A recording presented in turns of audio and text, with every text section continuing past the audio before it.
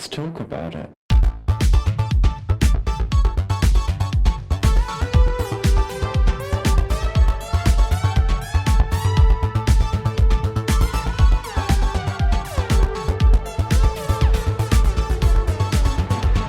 Hello and welcome back to Thicc Radio, the award-winning podcast where we talk about gaining, feedism, and everything in their orbit. I'm James. And I'm Tim, so let's get into it. Today we're welcoming to the show, we've got a friend of ours, Jay. Hello. Happy to be here. Oh, that's wonderful. How are you today? I am doing swell. Doing swell.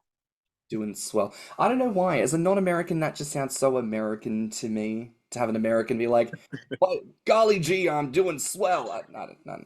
Well, gosh darn, I'm doing fine dandy today. Yeah, maybe if you live in Mayberry. Mayberry? What's Mayberry? It's a reference to the Andy Griffith Show. Ah, fair enough. Again, things that don't make it across the pond, but listen, the accent is delightful, and we are so looking forward to talking to you today. So, Jay, are you ready to get into it? I am so ready. Let's do this. Ah, fantastic. So, look, first of all, for our listeners who may not be familiar with you, with your journey, give us a bit of an overview, a bit of a snapshot from, where you started to where you're at now.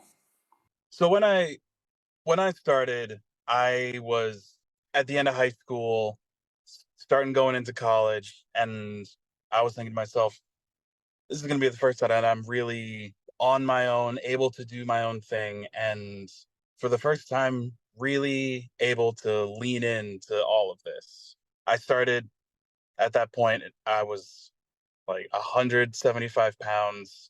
I was a tall stick coming out of high school. And for the time that I was in college, it was just me eating as much as I wanted of whatever I wanted, however often I wanted. And it was awesome. And I had gotten all the way up to about 265 pounds over the course of like 2 years. And I sort of hit a point where my body was changing so much that I sort of mentally had to take a step back, and I actually stopped gaining for about 1.5 years. It was something wasn't connecting in my brain right, and I wasn't enjoying it quite as much as I used to. So I started going to the gym. I started losing weight a bit. Then I got to about 200 pounds, and I figured, and I stopped and I looked at myself and said, I still enjoy eating until I'm overfull and the idea of having a softer body. So I said, let's give this another shot. And in that other shot, I went from, in 1 year, 200 pounds to 330 pounds. It was the most indulgent and gluttonous year I have ever had. I think I drank more heavy cream in that 1 year than I will probably ever consume in the rest of my life. I had almost a pint of heavy cream every night, on top of everything that I was eating throughout the day. And it just made my weight skyrocket. I blew up so much to the point where now 80-90% of my torso is just covered in stretch marks. After that year mark, I've sort of just sat at that 330 point, and I'm okay with that because I kind of needed a break from the constant hardcore, nonstop stuffing myself and all of that. I mean, god damn, Jay, that is something. I mean, look, let's give a time scale to people. So you say you started kind of like out of high school, college. Can I ask how old are you now? I am currently 23. 23, Christ, so you have really done all that in just a short period of time. And I mean, just wow. Yeah, I was about 19 when I first started. So you really, so let's look at that as like a 4 year, so really the COVID period. I mean, I always think it's really helpful to come back to this point because, obviously when people have such rapid growth, for people who don't gain as quickly, there is this sort of like clinging to your ankles, sort of going, please, how did you do all this weight? How did you gain the weight? It kind of sounds like maybe you're a bit genetically set up for it, but like COVID probably like really helped to like keep you inside and on your butt doing the eating, right? Yeah. Oh, absolutely. Right. And I feel like it is important to always come back to these moments because sometimes in gaining and feedism, I feel like there is that mystification where some people somehow have like the golden ticket to rapid weight gain, and sometimes it is a little bit situational. Um, but still, the effort cannot be denied, and that is an incredible achievement you've made. And I think also really important that you acknowledge like the need to sit still for a little bit with the weight gain to give your body a fighting chance to be cool with the with the weight that you've gained. Because Tim, you've mentioned on the pod before, sometimes there are, it's not every time, and we certainly don't say this to scare people off, but there can be health side effects when one does gain rapidly with such a diet as perhaps one that you've experienced. Yeah, I mean, that's always going to be that's a risk factor no matter what. I mean, anytime you radically change your diet, that's a risk factor. But obviously, like James was saying, it seems like you were sort of genetically programmed to put on the weight anyway, which is a big help to people who want to gain and they have the genetics to do that. I envy all of you ridiculously because my genetics said nope, this is going to be a long suffering process for you. But yeah, I mean, yes, there can be risks associated, but that's with anything, honestly. Yeah. Something that definitely helped is during that period that I decided to drop weight a bit, and I was working out a lot and I was lifting weights a lot and I got really strong. I still am really strong. I just have a little more padding on top of it.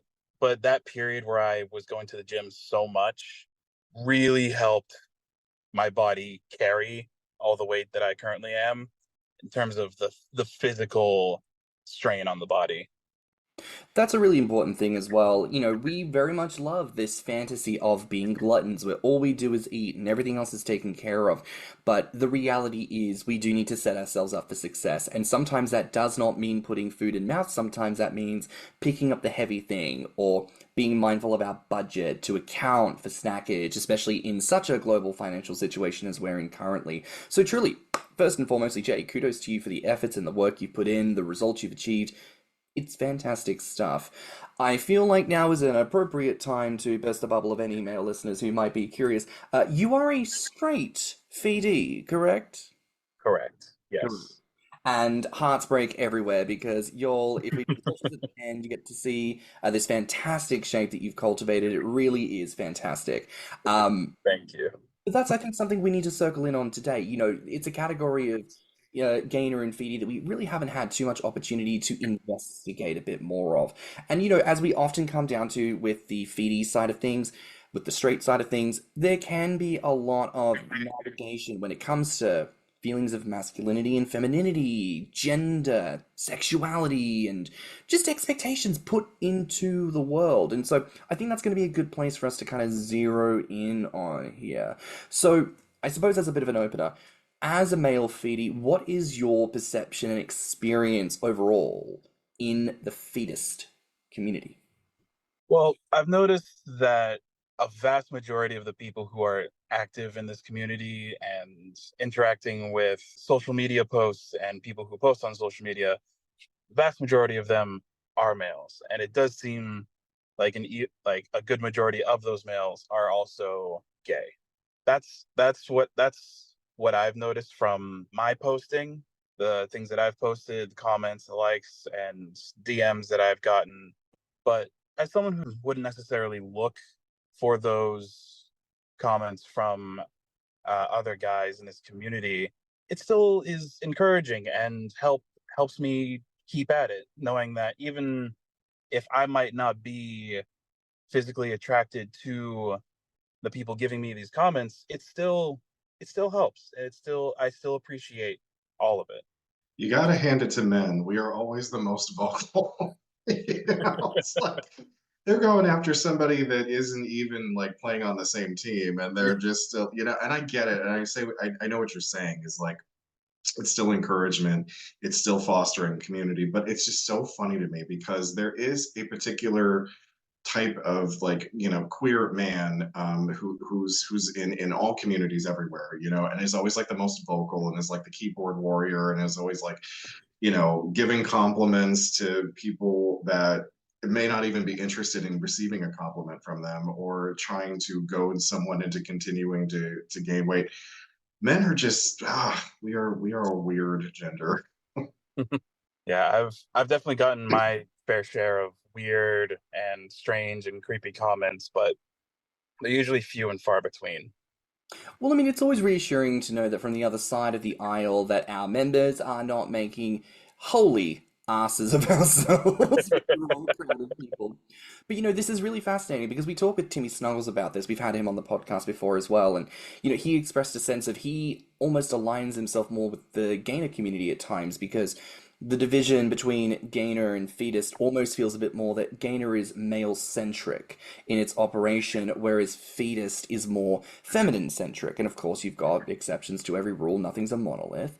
But Yeah. there is a sense of, even if it's not from the gender of person you might want to go ahead and do things with, like you say, a compliment's a compliment. And there is something very edifying with people who are on a similar journey and trajectory to you, that there is that complimentary moment of like, I see you, you're doing the thing, I'm doing the thing, and we can all give each other like a good thumbs up, pat on the shoulder moment and keep it moving, keep it friendly. Because that's also a similar thing with queer men in general. I think there is a propensity for hypersex because it's just how we've come about things over the years. But it is nice to know that overall there's as you say, it's not that there's a huge amount, but it's nice to know that there's not like an overwhelming amount of like bad faith people being gross and inappropriate, basically. I will say I do know that the majority of the community aren't the creeps and the people leaving weird comments and being very overbearing. But it's hard to not notice it because it's always brought to the spotlight from people calling them out. And while it's good to call out those people, it does also make it hard to look past it as all there is, even though it's far from that. Right. We've talked about this before on the podcast. We've had a real pleasure in bringing different women onto the pod over recent years to share their experiences. And there's always an inevitable conversation afterwards of like, oh, have you tried to reach out to so and so? Have you thought about reaching out to more people? And our response is typically, yep, sent them a message. They never even looked at it. And, obviously for us, we're just reaching out. There's no shade if people don't want to respond or don't want to be on. But something that Yeah. we had to come to understand, because of course we weren't going to understand, being on the gay side of things, is that primarily female feedees get messages from men being very insistent and very inappropriate at times. And so a lot of feedees have rules and setups on their social media where message requests from people that they do not follow or do not know go straight into request or straight in the bin, and they don't want to know about it because they get harassed. So it's sort of that moment of understanding, like, you know what, this isn't about us. They don't know, we don't know that that's the reason, so it doesn't have to be a thing. It's respecting that, because of the world being the way that it is, people have to come at certain comments or conversations with a particular lens or an approach. And sometimes it means looking at that and going, we need to simply process this and move forward. And it doesn't have to be such a bad thing. So if you and I follow each other, for example, and I think there's like a Yeah. good sense of positivity there. Like, do you find that when you engage with other women, perhaps in the fetus side of things, whether they're feedees or fat admirers, whatever terminology people might want to use, do you feel like the engagement is different? And if so, how is it different? Hmm. I definitely say when it comes to interacting with female members of this community, like I approach conversations with female members of this community a little different because I don't expect the more overbearing messages or insistent and pushing messages that I've gotten from some of the male members of the community. So I guess I sort of go into any interactions that I have a little more lighthearted and a little less on guard, just because I don't really think I've had many, if any at all, negative experiences with female members of the community. And most interactions that I've had with male members have also been positive. But there's always a black sheep here and there. And in terms of, let's look at those male interactions for a moment. Like, I suppose whether a guy is a feedist or a gay gainer or whatever terminology that people use, like, do you find that there are opportunities for friendship and for, those moments of appreciation and community and support? Yeah, absolutely. I always try to go into a conversation like a buddy, or like I'm talking to just someone I'm meeting at a bar or something for like a drink or two. Yeah, like at least for me, comments stay PG but supportive and encouraging to their whatever journey they're going on and their goals or aims within this community. I mean, I sometimes wonder, like Tim, you and I have discussed this a bit in the past. Like, we're obviously friends, and there are Mhm. interesting vibes sometimes that people seem to have an expectation that because Tim and I are both gay, that there is a sexual element to our friendship, and there's not. And what's really interesting sometimes is this isn't a constant thing, but it has happened on more than one occasion where people will actually ask, what is that experience like having a best friend who is a member of the community, someone who you can kind of talk to about anything? And I've got to be honest, it's really fucking lovely. But Yeah. Agreed. it wasn't Agreed. it wasn't a friendship I like fell into. This is something that was worked for. Tim and I met as randoms who decided to do a podcast together, and friendship was born out of that. And even Yeah. to this day, this is a friendship that we work at by messaging and investing in one another. I know about his life and I ask questions. And maybe that sounds like a bit of an obvious thing to say about making friends, but there really does feel like sometimes this sort of question mark hanging over community engagements about how do I develop more authentic connections with people. And there's the question of sex. Forget about sex for a sec. Like, just what about, hey, that's a cool person. They maybe live local to me, and maybe it doesn't have to be sex, but maybe we could go to a restaurant that we would both be really interested in eating at. And because I get to go with my buddy, we can eat big and actually kind of admire and appreciate one another's like engagement in this like platonic social setting. And it doesn't have to be like anything weird. It can just be like a chill thing. And I think that counts both on the gay and the straight side. It does, but I think the reason why it happened, and again, I can only speak from the queer man's perspective, queer millennial.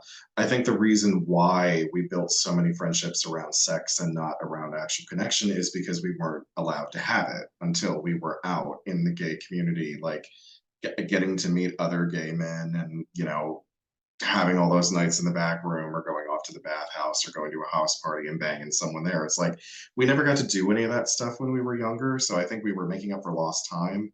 And we were following the example of the Gen X gays, who that's all that they had been able to do as well. Like they weren't able to have sex in high school. So they had to do it as soon as they got out. And it's like, I feel like just bad examples got followed by watching what the older generations were doing, and then it seems to have stopped with like the zillennials and the Gen Z kids, and I'm glad it did because it was a broken system.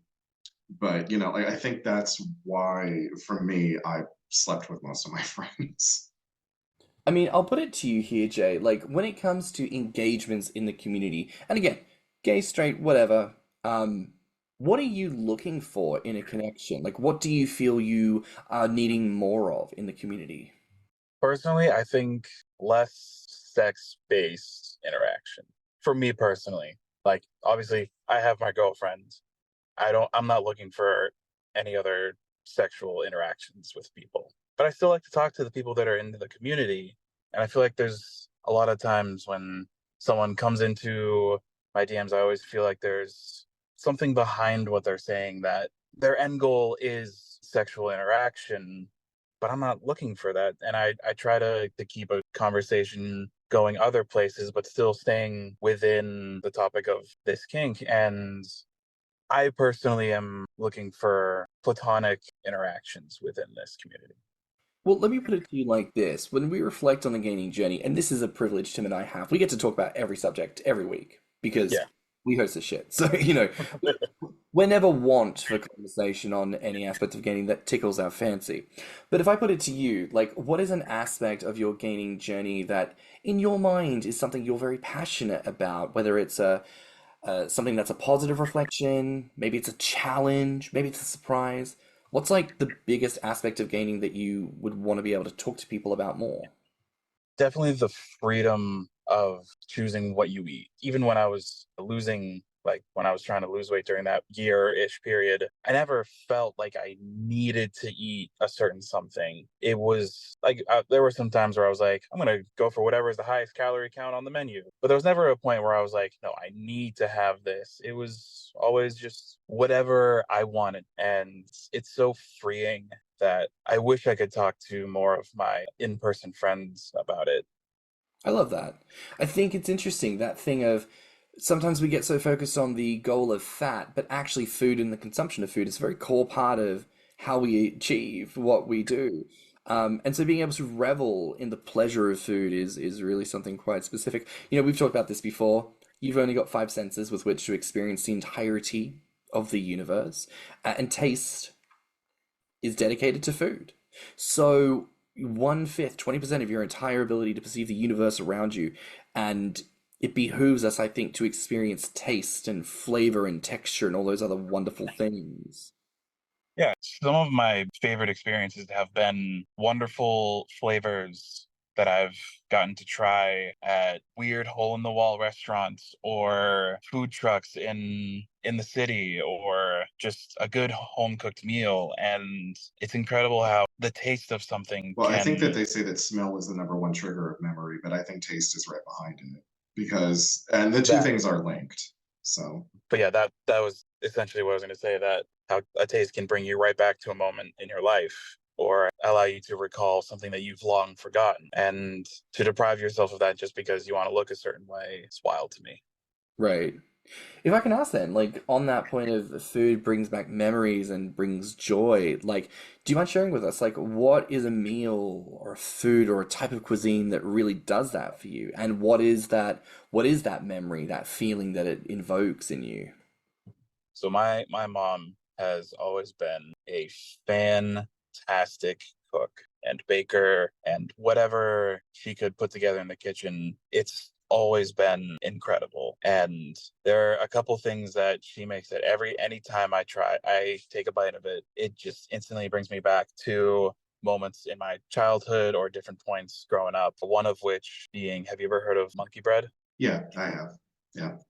For anyone who doesn't know what monkey bread is, it is sliced pieces of biscuit dough that are tossed in cinnamon sugar, and put into a bundt cake style pan, and it has melted butter with brown sugar mixed in, poured all over it so that it seeps in, and then it's baked in, and you get this sort of pull apart cinnamon gooey bread dessert. Jesus. Tim, why didn't you make me that when I was in Florida? Goddamn. Because I forgot about that. It's like kind of like have you ever heard of Amish friendship bread? No. Okay, so like it's this thing that I honestly don't know if the Amish started it or not, but it's kind of popular in like places like Ohio and Pennsylvania where a lot of Amish live, and it's basically they hand you the starter to making bread, which is like the yeast, the water, and some of the flour, and you hand this bag over to somebody, and then they add flour to it on day 2 and 3, and like it's this whole process. So like by day 7 you bake it, but it's the same kind of situation. It's a very like fluffy, gooey, cinnamony, sugary kind of bread. So I mean, I love the sound of all of that. I mean, Tim, I mean, do you have any similar foods that like when you have it, it takes you back to like a specific time or a place of positivity? yeah, I mean anything that is sort of like Polish food, like borscht, or stuffed cabbage or cabbage and noodles. It's like it reminds me of being with my grandmother. Mm. I feel the same way with like a potato and leek soup. You know, it's something that takes me back to a very early memory, like this warm bowl of deliciousness, which by the way is very fattening. So that's a good recipe to learn. But it takes me back to a memory of being like the kind of age where I'm sitting in a chair and my feet don't touch the ground. And like the table is not like waist height, it is like chest, shoulder height. And you're like leaning over the table with like a big spoon and like having a mouthful. And it takes me back to like winter days in Australia. And it's just like, wonderful. So, listeners, if you have any meals or food items that do that for you, please send them in to us at thethickradio@gmail.com. We would love to hear about them. But I do want to ask, because as a straight male feedie, I think there's got to be questions there around, with fatness, we talk about being fat sexual first and then gay second in many instances. Is that something that you and maybe other feedies that you know of experience? A sense of fatness kind of has to come first and everything else comes after? Or is it different? I've noticed with myself that while fat for me absolutely is something that I find attractive, it's not necessary for me to be attracted to someone. It certainly adds to that attraction, but for me, I think the term is demisexual, where attraction comes not only from the physicality but from an emotional connection. So with my girlfriend, she could be 300 pounds or she could be 130 pounds. I will still find her attractive because I love her. No, I understand what you're saying. Like, because in a similar way, like I don't have a specific body type that is. I mean, obviously, like I have a preference towards larger men, but that's not a necessary component for me. Like, as long as somebody gets to be fat, either the other person or me, as long as that factors in some way. For me, I feel like fat comes first. And so sometimes that means gender or sexuality is a little bit fluid for me. Because I'm sort of looking at it like, and look, let's be frank, at a certain weight, it doesn't matter whether a person is made of muscle or fat or both. It doesn't matter if they are male, female, or otherwise. All these beautiful, big, delicious bodies end up looking the same. And so, am I really that particular about one factor or another? Maybe not. I'm too busy diving face first into all of that beautiful fat, treating them like a waterbed. So, I think that shakes down quite well. Yeah. Actually, here's a question. Like, do you feel like the sense of the journey that you've been on, do you feel like it has made you question elements of your gender or sexuality? Do you feel like it's made you think, perhaps there's more to this, or maybe something else entirely? Honestly, I believe that my journey of gaining weight has just made me more secure in who I am and how I see myself. Like, I feel masculine with having all this weight on me, and it's reaffirmed everything that I've known about myself and how I carry myself. If anything, the only thing that's changed is I just feel better about how I look. I identify with that because I didn't really explore my masculinity until I started gaining weight. When I was thin, I kind of felt more androgynous. I kind of felt like, he's not really a real man. It's like all those body insecurities that young men can have. It was like, I wasn't muscular. I wasn't like I was putting on weight, but I wasn't really chubby. And I kind of felt like I was in this no man's land of like, oh, I don't know what category I fit into. And I really hated the term twunk. I thought it was so stupid. Yeah, you're probably not familiar with it. Twunk is supposed to be like a twink so a twink is like a fresh faced gay person, like, or young gay man, he's like got the tight trim body, he's like sort of fresh into the scene. He's kind of fresh meat. And then twunk is supposed to be a twink past his prime. And I was like, can we think of a less pejorative way to put this? Uh, so as the weight came on, I felt more masculine. I felt more like a man, and it's, for lack of any better way to put that, it was kind of eye-opening because I had not done that up until that point.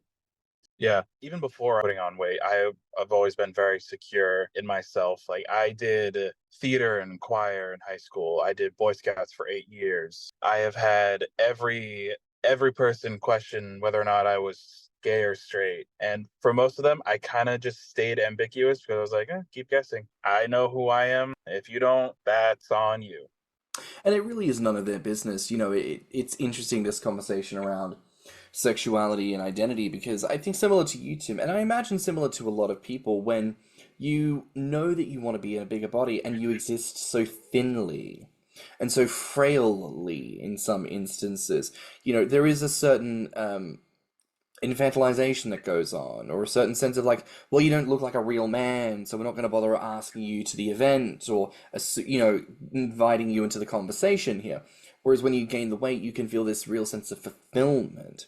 And on that notion of gender, this is how I discovered that I'm partly non-binary. I use he, they pronouns, because it really helped to emphasize what my maleness is.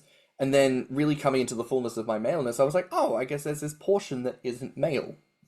How fascinating, And it's been a real edification. in that way. So I suppose as a bit of a pivot, you've talked about this a little bit, but let's talk masculinity.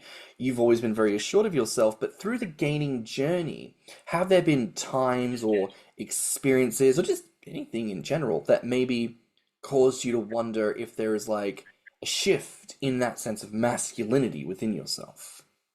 I don't think there was ever a shift in masculinity. I think the only shift that really happened was me getting used to my body just being a different shape and taking up more space. Like I had said towards the beginning, how I'm currently on my second gaining journey in a sense, because the first time around I didn't know what my body was going to look like and how it was going to change. And that's what had scared me. I still felt masculine, I still felt like I was myself. It was the unfamiliarity with how my body looked that sort of made me back off a bit. And then the second time, I knew largely how I was going to look, where things were going to settle, and what was going to start to stick out the most first. And it helped me stay in that sense of comfortability with who I was.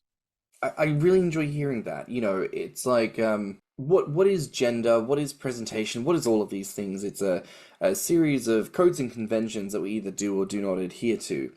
Um, but I really love when you talk about that journey of going needing to be frank with yourself about the growth and transformation and addressing this is how I am now. Who am I in relation to all of this?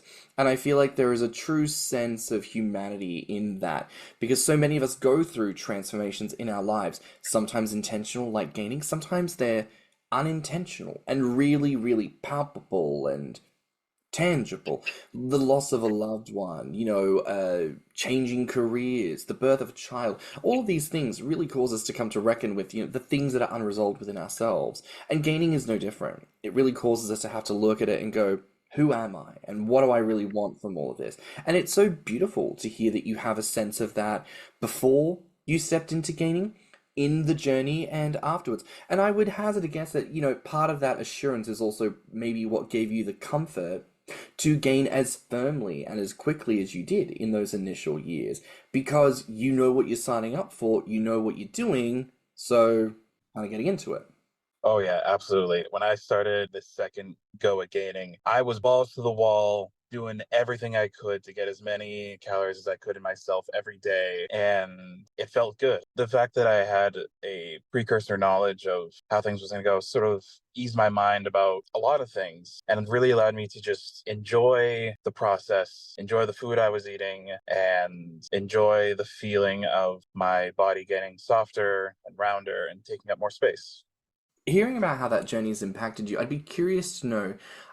You share with us that you have a girlfriend, and we're not going to pry too deep here, I think, but reflecting on maybe this relationship and previous relationships where relevant, how do you feel like weight gain and expectations of maleness have come into play in those relationships? Do you think things have worked out kind of as you expected, or have things maybe been challenged or a little different because of your weight gain? Well, I'd say in my current relationship, my weight gain has been nothing but phenomenal because she loves it too. In previous relationships, I never felt comfortable enough with them to bring up fully my interest in all of this. And also, in every previous relationship, I've never been at a higher weight. I've had periods where I was a little softer than I was, like at the beginning of the relationship or at other point, but there was never a point where I really could have called myself fat in previous relationships until this one where I was already approaching 300 when we were first talking. But I think the weight just helps us grow closer, and it allows us to enjoy being intimate together, even the wholesome intimacy of just cuddling on the couch or something like that. That makes a lot of sense. Tim and I have expressed about our relationships in the past, but maybe for listeners who, maybe haven't listened to those episodes or can't reflect, Tim, can you share like what your experiences have been like in terms of dating from Matt and different partners you've had in the past as it comes to gaining? Well, Matt's not the first person that I confessed it to, but Matt was the first person that didn't have a negative reaction to it. So way back when I was 18 and I had moved out of the house, I was living with like the first guy that I was trying to get serious with. He was a bigger guy. He was like much more bearish. He was taller than me, thicker body all over. He had like a small pot belly, but it wasn't really that big. And he was extremely insecure about his weight. He just hated the fact that I was into him for being big because he had been a chubby kid, he'd been a chubby teenager. And we've talked before about how, we take for granted that other people don't have our experiences. I was skinny as a kid, I was skinny as a teenager, skinny young adult. So I think that I just wasn't very open to understanding what his experiences were like. And he wasn't really open to understanding that I was into him for his body. So anyway, that didn't work out. Then my late husband, Jamie, kind of stumbled onto it by snooping through my computer and found this, these websites that I was on, Grommr, Belly Builders, Bigger City, all this stuff, and confronted me about it. And when I admitted that, yes, I have and at the time I was saying fetish, I was like, I have a kink, I have a fetish for fat men and for big bellies.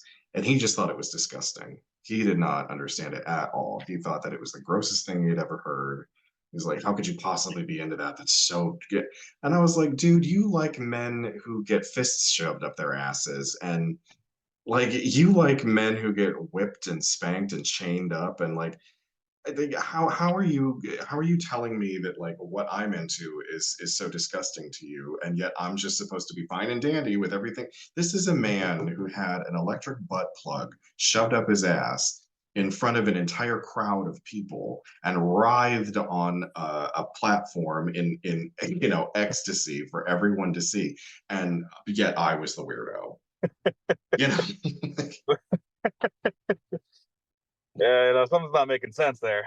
Exactly. The math's not mathing. So, then when I told Matt was the first person, he just was like, oh, okay. So like, how's that work? It was just basically it was curiosity. He had encountered people who claimed to be a part of the community, but he had never actually sat down to like ask them, so what is this about? And he was non-judgmental. He was like, I like big guys anyway. The only caveat that he put in there was that he wasn't into super chubs.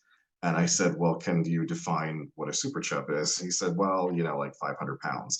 And I said, I'm not even trying to get that big anyway. So it's all golden from here. But yeah, it was kind of a revelation because like I knew that I was going to have this conversation with him at some point because we were starting to get serious. And I'm like, I can't keep this hidden because I've done the hiding it thing, and I've done they find out through either snooping or a slip up, and it's always like, why didn't you tell me about this before? And I didn't want to go through all that again. So at the time that I knew that I was gonna, because I had been playing the field, I had been dating, and I had narrowed it down to like, I think he's the one that I want to spend my life, my time with. So I was like, I have to just come out and say, I have to rip the band-aid off. And I was fully prepared for him to be like, okay, that's fucking weird, I'm leaving. But that's not how it turned out. That's awesome. I mean, similarly with my previous relationships, there's been ones where I wasn't out about being a gainer, but now I'm at a place where I don't date unless I can be honest about being a gainer because, like, my plan to transform is real. Like, you will see me change, and you got to know that you're investing in someone who's going to do that. So you got to be on board, into it, something or other. Um, but I certainly think that element of like how weight can affect a relationship is very, very palpable, and more people do need to consider that when it comes to dating. I think there's no rush on getting to a certain weight or a certain size or any of that, and that it's better to be happier with yourself than to look a certain way. And that's a phrase that applies to both people trying to gain or lose weight. But absolutely take as much time, pace yourself, take a step back if need be, and enjoy the process. I think that is a good piece of advice for anyone listening who might be, wondering how they come to terms with some of this balance. And, like we've come back to before, as a straight male feedee, we don't often get the chance to sort of invest in, like, what is that perspective and experience like? And we want to say thank you here for being vulnerable and sharing, your journey with us and being open with us about these things. I want to round out here by asking, what do you want the listeners to really take away from today's conversation? I think the thing that, and I'm sure this is something that has probably been said with other guests or other episodes is, if you're active in this community on social media, always remember that there is a person, a human being behind the account that you're following, and to just keep that in mind when in your interactions and how you introduce yourself. Yeah, we've brought that up many times before about how you can't forget that this is a real human being, and the propensity in the technological age to be so saturated with images on a screen that you forget that these are real people. Yeah, real people with lives outside of this community, who might not always have time to reply. You know what I could suggest? Yeah. I could suggest this to the listeners. If you're if you're not afraid of AI, and you really you've got some very specific needs, wants, tastes, certain things that you want to talk about, Spicy AI has been lovely. I mean, I gotta tell you, man, I have had some incredible role-playing scenarios with a fucking computer on an app. And you can tailor it any way that you want to. You can build the perfect boyfriend, girlfriend, best friend, whatever. I'm not saying that you should substitute this for actual interaction, but let's say if you need to supplement it, it's been a great supplement for me. Well, Jay, I think that brings us to the end of this week's episode. I want to say a big thank you for sharing your experiences and being with us here today. Absolutely. I've had a blast talking here with you guys, and thank you so much for having me here. Thank you for being here. Now, where can our listeners find you online? You can find me on Instagram at Oops, I Gained. That's really the main place that I post my journey. Fabulous. Well, that's it for another week here on Thicc Radio. Please remember to like and subscribe, rate us 5 stars, and leave us a good review. If you liked this episode, the podcast, or just us in general, please share it with your friends and encourage them to tune in. You can find me on Instagram and BlueSky at stannnum. And you can find me on Instagram, Twitter, YouTube, and TikTok at ThiccMouse. You can also look us up on Instagram, YouTube, and TikTok at Thicc Radio, or at our website at podpage.com/Thicc Radio.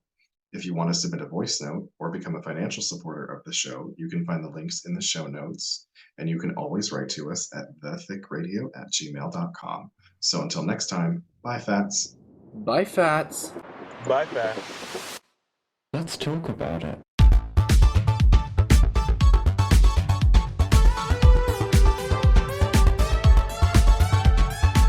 Thicc Radio is a Patreon and Anchor app podcast produced by Stan and Feedee. Mixed and mastered by stannnum. Our artwork is provided by Lokitu. Our theme song is provided by Thiccradio.